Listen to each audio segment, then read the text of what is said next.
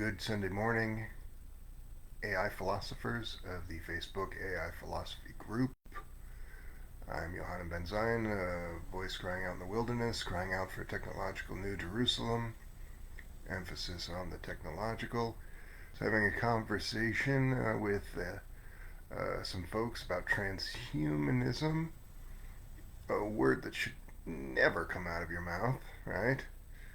Um, I it, the people who identify as transhumanists, they're not hive mind collectivists. People you would associate perhaps with achieving a thing like the changing of the human form. They're almost all just kind of crypto-fascist weirdos.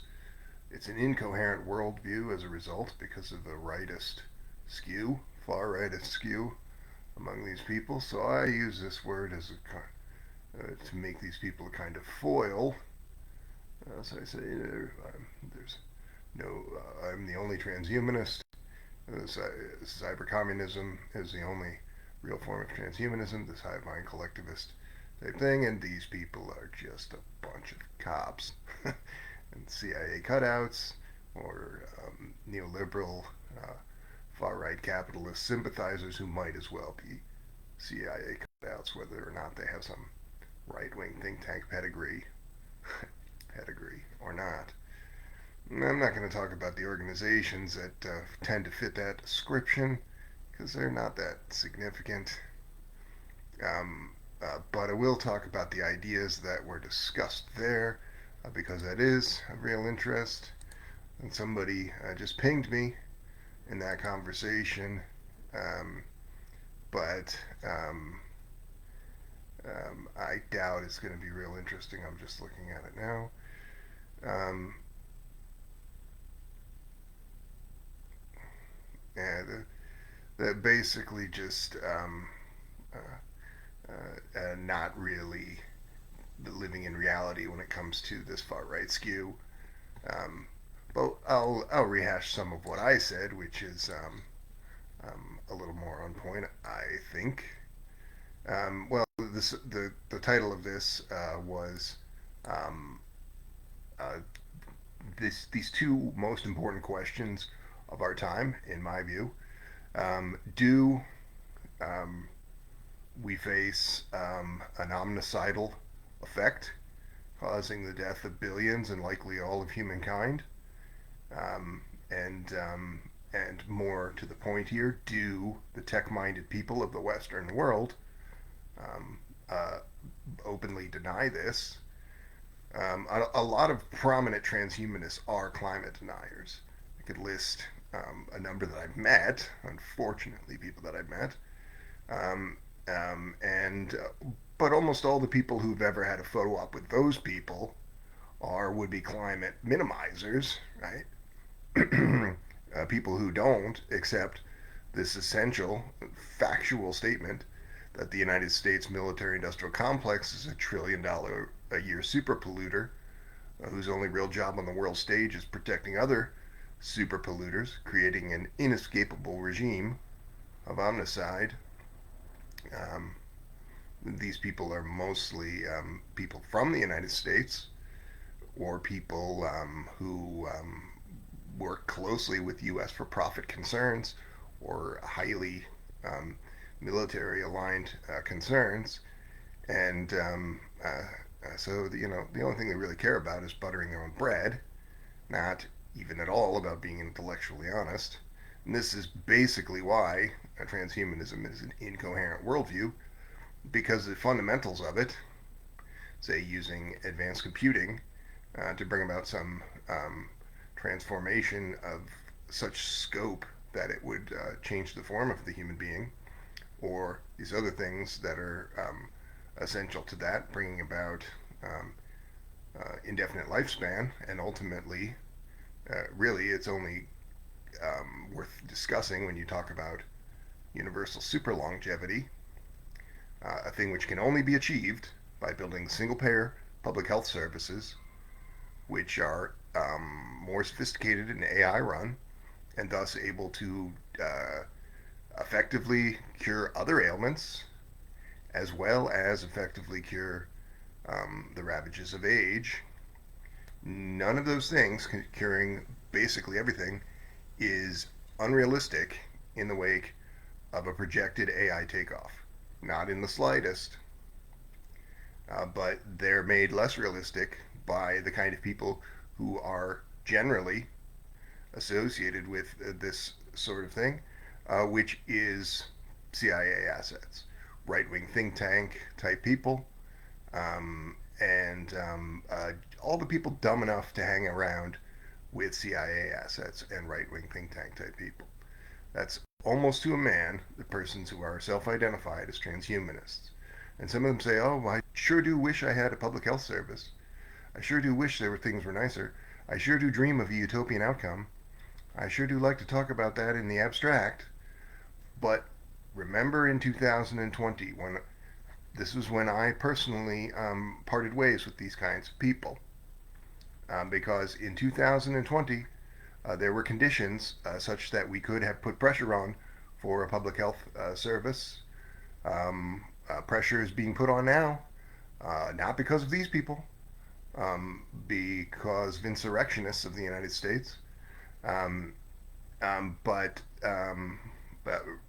bringing to mind the words oft repeated that those who make reform impossible make revolution inevitable, and that is precisely who these right wing think tank dirtbags, like those in transhumanist parties and transhumanist type organizations, are.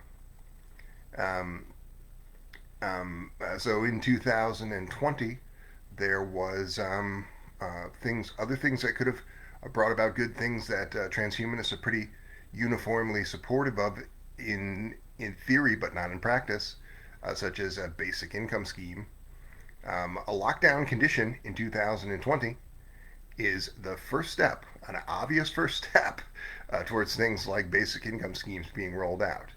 The kinds of lockdown conditions that we were in 2020, even more so.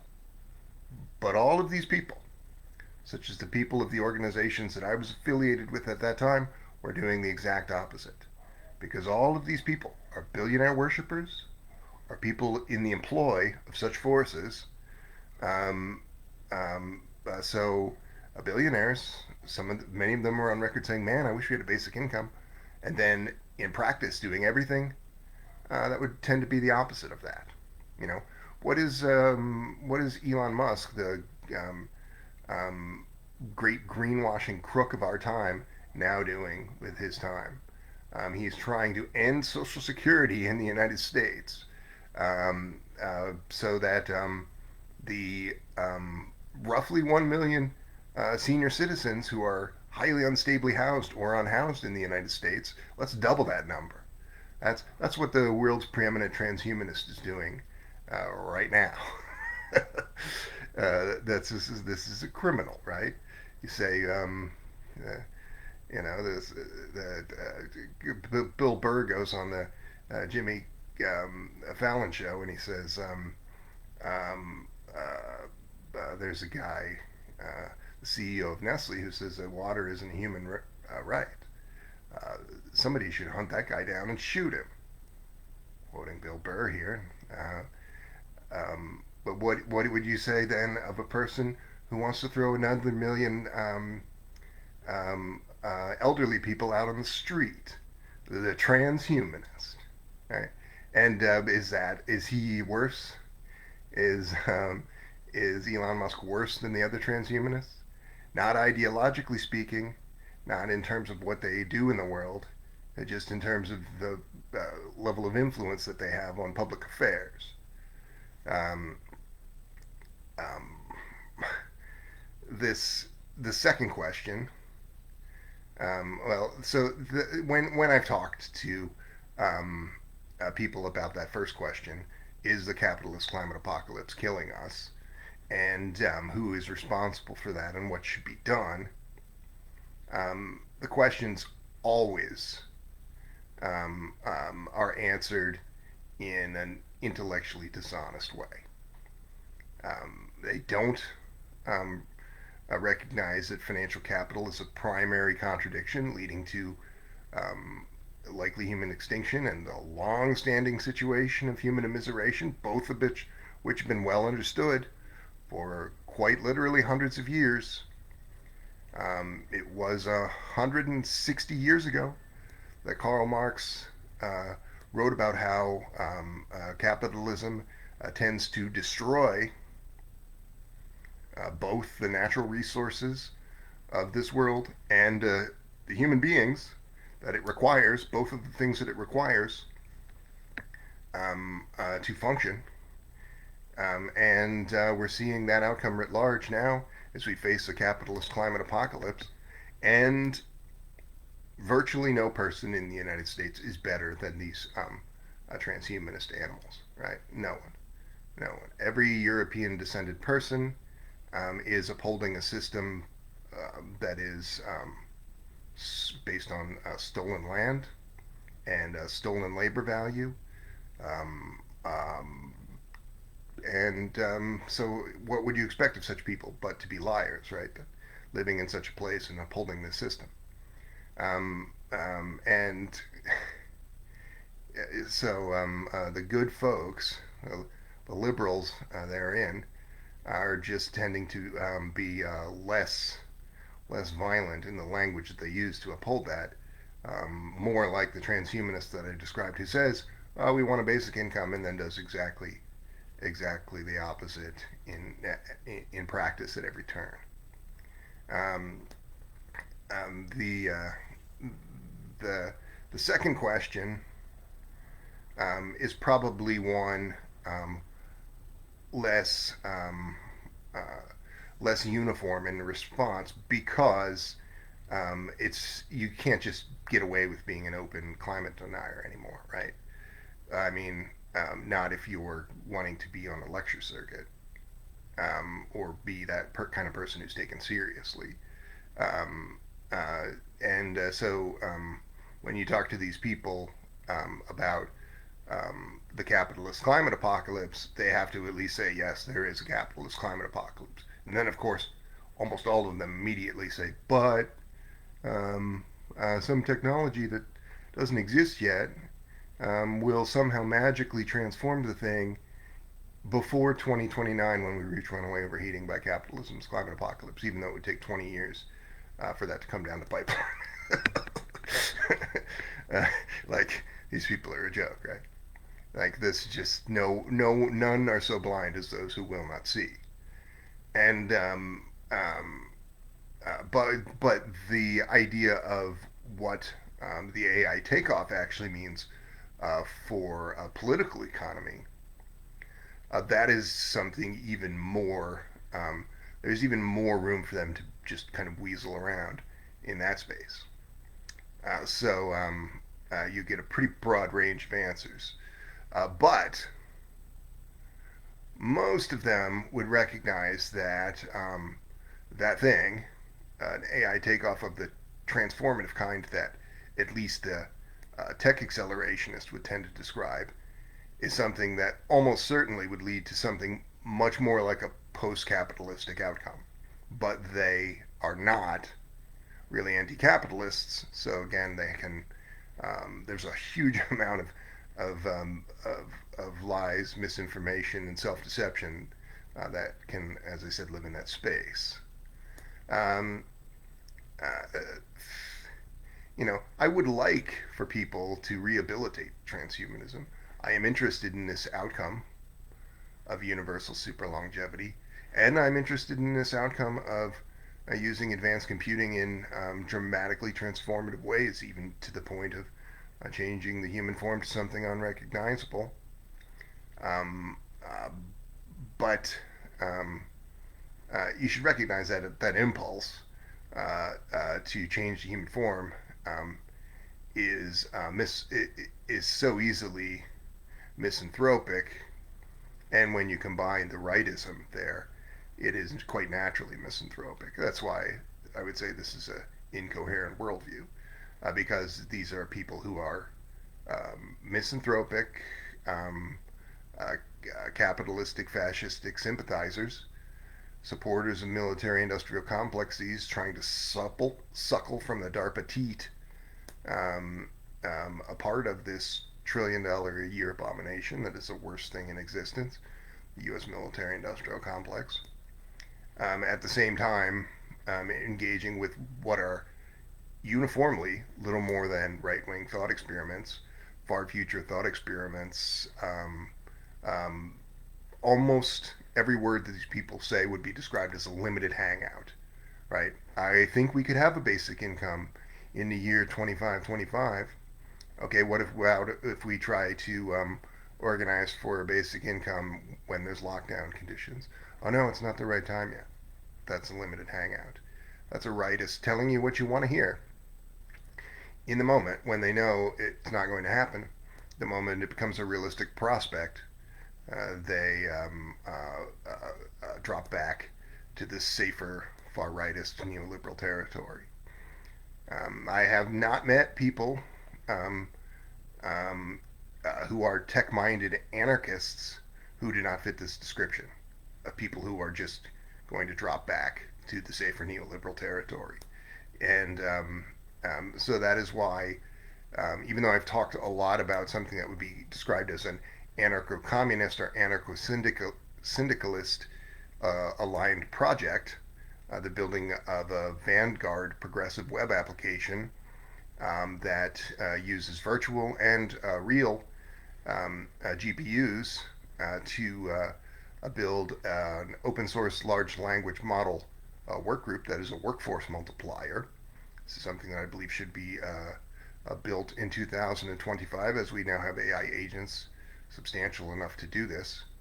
Um, but there is very little to recommend in the anarchist worldview relative to the scientific communist worldview, and it is basically this kind of logic. All of these people. What is Elon Musk's justification for wanting to double the number of unhoused elderly people in the United States? Well, the problem is that the state is a primary contradiction in his mind, and somehow him becoming a trillionaire and doing things more dastardly than most people could even imagine in that process is going to help, because the state is really the primary contradiction. That is his thinking. That is the thinking of an anarchist.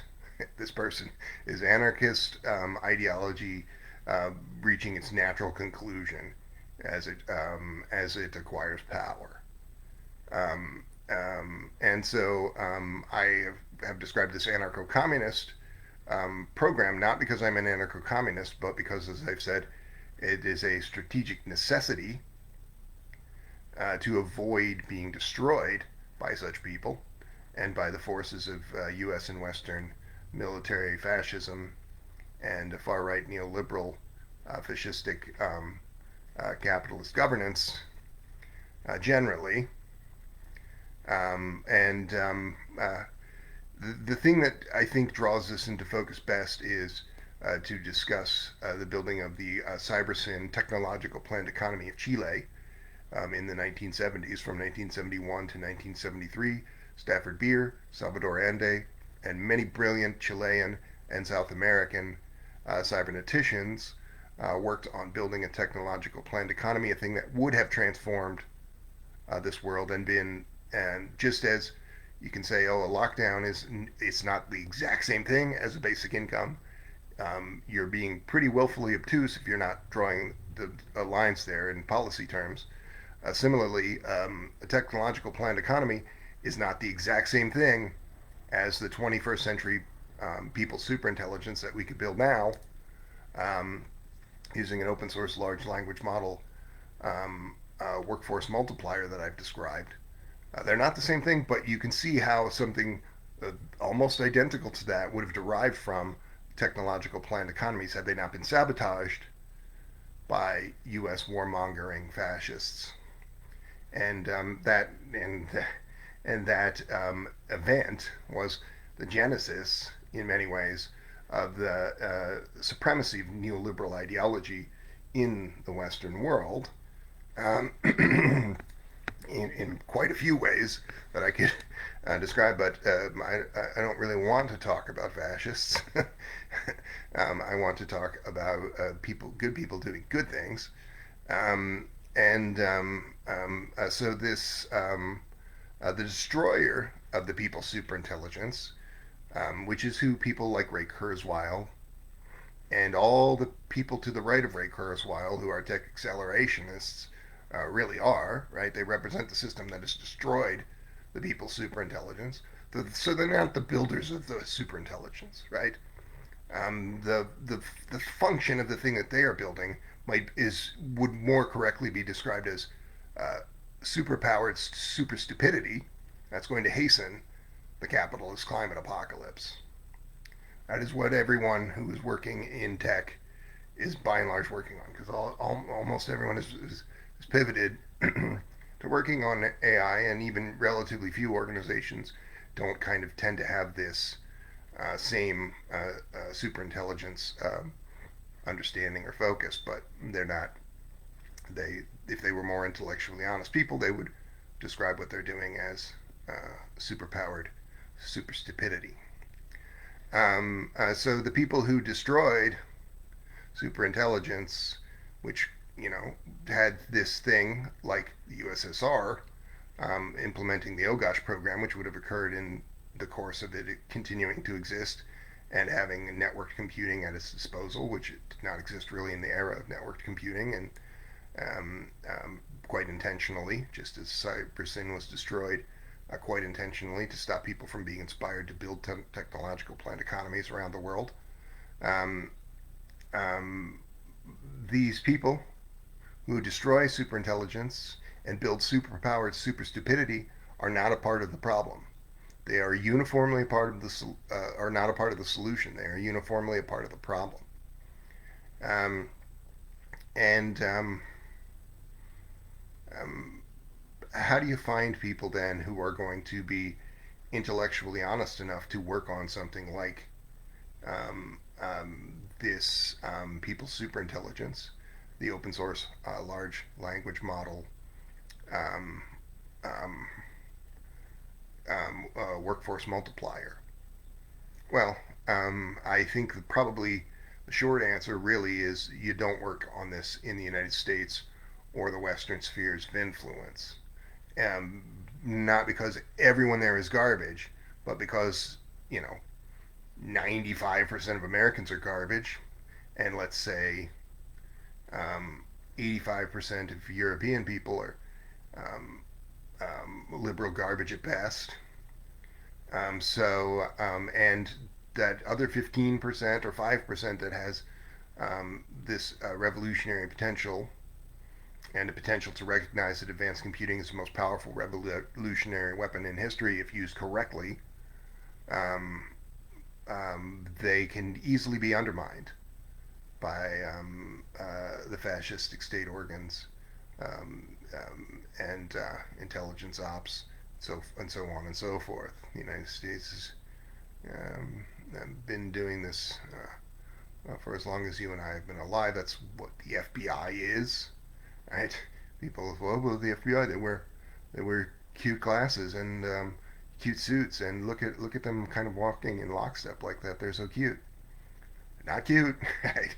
The only thing that this organization has ever done is undermined any remotely liberation-minded or labor-minded formations, murdering, jailing, and otherwise destroying those formations. So anytime people doing the right thing start getting together in any number, U.S. fascists are there to murder them, etc.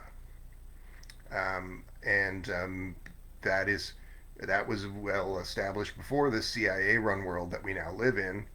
This $1 trillion a year military-industrial abomination that we now live under had really come into form. So the United States, that's so if you want to build people's superintelligence, I would say don't try to do it in the United States. Don't try to do it in any part of Europe. There's a city called Beijing where people have a little bit more of a tendency overall to want to recognize that maybe the communistic outcome could be pursued, and even recognize that advanced computing is the most powerful revolutionary weapon in history, and they have a government that doesn't have that mandate of murdering people anytime they try to bring about a techno-communistic or communistic outcome. Um, so, so those people, and the city of Beijing, for example, has probably some millions of people with GPU machines. That one way of building that thing that wouldn't require the progressive web app, the simpler kind of build of it that wouldn't require virtual GPUs and a more complex um, uh, front office. Um, so that millions of people um, could work together, and a small number of them could work together to build one open source large language model, modify it to this purpose, and then some thousands of them, or dozens or hundreds, build this high automation work group with these AI agents really doing a lot of this work.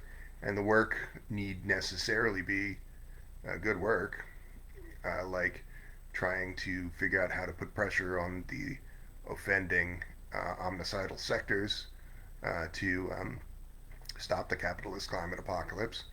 Um, but any number of thousands of people with GPUs and this specially modified thing could almost overnight become a great force for history to be reckoned with, um, a truly revolutionary thing.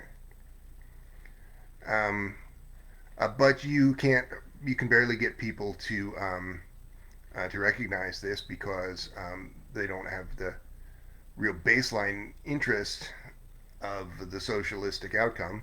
They don't recognize the need to abolish private wealth, and any efforts that they would take to stop the capitalist climate apocalypse would be things that are half measures designed to fail. You know, just like the what is the basis of Elon Musk being the person who might be the world's first trillionaire? That's at the point where the world is now probably um, nearly ended. Um, what well he um, uh, it helped to salvage this U.S. car business by creating another car business, which is not at all green. So just adding more cars and saying, "Oh, look, we now have these battery cars. That's green, right? Because they have batteries." Um, but changing absolutely nothing, and just making the problem actually worse by making more unsustainable filth. All of these fossil fuel products, except for the ones that were they removed, would cause a supply chain collapse for people not getting enough food. All of these should be illegal tomorrow. Um, and similarly, livestock systems, which by some estimates, although not as much entangled with the U.S. military-industrial complex overtly, although still supported um, by some studies, 51% of the cause of the capitalist climate apocalypse is down to the effects of livestock systems. And that's not hard to understand when you know that 45% of all arable land is used um, for livestock systems to supply this luxury product to global northerners who are overwhelmingly responsible for all of these problems. And So both of these things should be abolished, but first and foremost, the United States military-industrial complex must be done away with, because that's the thing that upholds all of these other super polluters. Um, and you have in recent hours um, um, this U.S. proxy war in um, in Syria, leading to the Assad, the end of the Assad rule, and you know, that is just this military-industrial complex metastasizing and transforming itself just enough so that it can avoid its collapse by shifting the focus from its failures in Ukraine and its insane behavior in support of fascist Israel, which would not be fascist or insane in the way that it is without the influence of the fascist United States. Um, and it would not exist in this form, but certainly, um, were it not for the fascist United States, for one thing, a lot of the people who went to Israel would have gone to the United States instead. The United States prevented a lot of those people from going to the United States because they believed that they were too socialistic. They're not socialistic anymore, are they? Just frothing at the mouth, murderers of Arabs. Um, okay, so you say, "Oh, but Ben, I'm a Jew and I'm not that person." Okay, maybe you're not. Maybe you're the 3% of people that's not a fascist sympathizer today. Maybe you know somebody who is a cybernetic communist or scientific communist, and also is Jewish. Good for you. I know those people too. That's not hardly anybody. Just like 99.9% Americans are garbage. The Jewish people went from being people who were tending to be socialistic in the early 20th century to people who are now upholding genocide on par, on course to be as bad as that of of the thing they most often cite, the Holocaust, one of many Holocausts, but it's called the Holocaust by European supremacists, of course. Um, um, but this million people have been murdered. A million, higher percentage of Palestinians have been murdered by the forces of the West and fascist Israel than as high as the percentage of Jews that were murdered in the course of violence against Jews. So how is that? Uh, how is any of that even part of the narrative, right? You should just say that the European paradigm is this hellacious thing, and that U.S. military fascism, particularly, and UK military fascism, are things that have led us to a point of great precariousness, right? Um, a few weeks ago, there was a talk of Russia using weapons of mass destruction in response to the U.S. arming the Ukraine in ways that they had promised not to do, using uh, uh, using the worst sort of ordnance in existence, short of nuclear weaponry, and right, none of that didn't happen, right? And that's a recurring theme, right?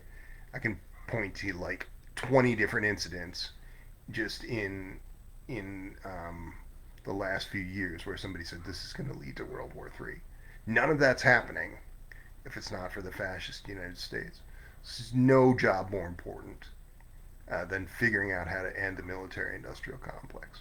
And in my view, there's no thing more likely to be able to put that pressure on these such people in this strange world that we live in than growing something like this people's superintelligence into a real force to be reckoned with. Well, I'm going to end this conversation. You know, I thought I would comment on what this person said in response, and then link them to this, but it wasn't terribly interesting. So, I thank you for your time.